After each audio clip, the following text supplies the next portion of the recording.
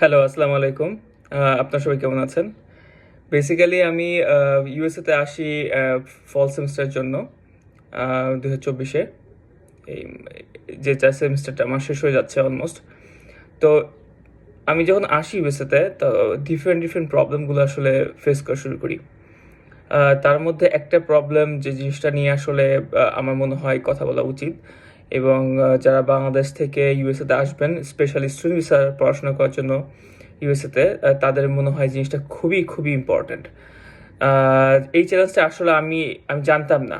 আমি যখন ইউএসএতে আসি এই ব্যাপারটা সম্পর্কে কোনো আইডিয়া ছিল না আমার। তো এখানে আসার পরে আসলে এই জিনিসটা সম্পর্কে আমার আইডিয়া হয় এবং অবশ্যই আমার ইউনিভার্সিটি এই ব্যাপারে আমাকে অনেক হেল্প করেছে, নো ডাউট। সেটা আসলে কোনোভাবেই অস্বীকার করা যায় না। আর ইউনিভার্সিটি না থাকলে হয়তো বা এই প্রবলেমে আমি আটকেই থাকতাম, হয়তো পরবর্তী সেমিস্টারের জন্য কোনো রেজিস্ট্রেশন করতে পারতাম না। আসলে প্রবলেমটা কি তাহলে?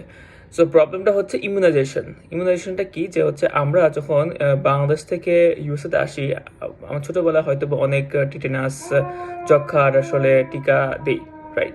বাট আমরা কিন্তু এর কোনো সার্টিফিকেট রাখি না।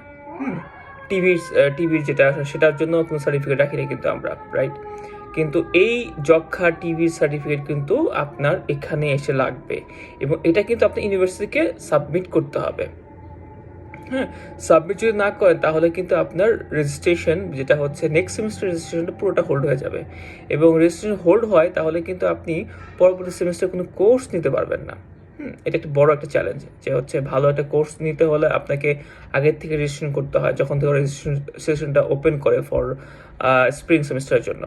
তো সেম থিং যেটা আসলে আমিও করি নাই। আমি আসলে এখানে আসার পর আমি যখন দেখলাম যে আমার অ্যাকাউন্টটা হোল্ড হয়ে গেল, হোল্ড হওয়ার পর দেখলাম যে হচ্ছে আমার $25 ফাইন হইলো। তারপর তো আমি ডেফিনেটলি প্রবলেমের মধ্যে পড়ে গেলাম। দেন আমি ফাইন্ড আউট করলাম যে আসলে আমার তো সার্টিফিকেট নিয়ে আসিনি এরকম কোনো কিছু, বা আমি কোনো টেস্টও করাইনি বাংলাদেশ থাকা অবস্থায়।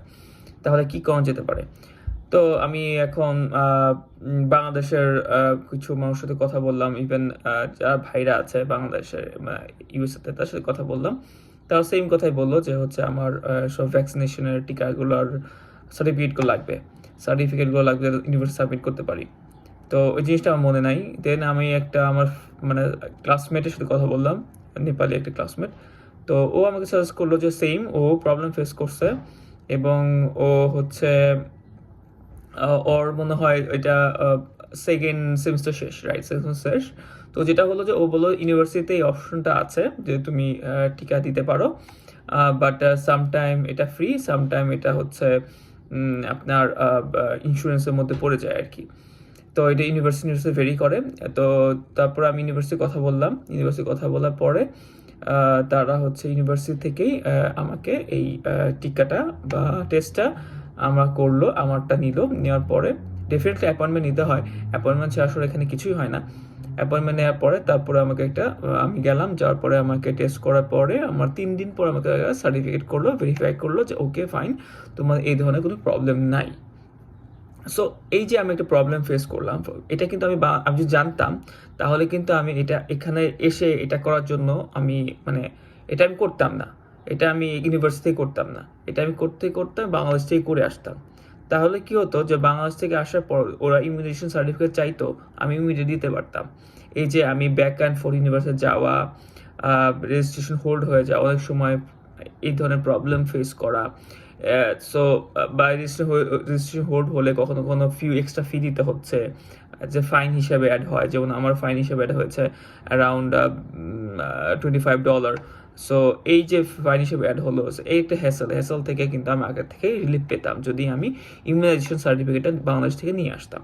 সো এটাই আমি বলতে চাচ্ছিলাম যে ফাইনালি যে আপনারা যখন বাংলাদেশ থেকে ইউএসএ পড়তে আসবেন তখন অবশ্যই মেডিকেল হেলথ, ইমিউনাইজেশন, টিবি এই সার্টিফিকেটগুলো আপনারা নিয়ে আসবেন। আচ্ছা, সার্টিফিকেটের কীরকম হয় সেটা আমি আমার সার্টিফিকেটটা আপনাদের কাছে আমি দিয়ে দিচ্ছি।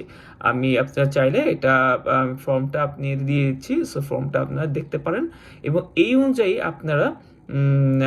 আপনারা সব ডকুমেন্টগুলো রেডি করে যখন ইউএসএতে আসবেন তখন নিয়ে আসতে পারবেন। সো আই থিঙ্ক আপনার এই ভিডিওটা আপনার একটু হলেও আপনাকে হেল্প করবে এখানে পড়তে আসার সময় বা ইউএসএতে আসার সময়।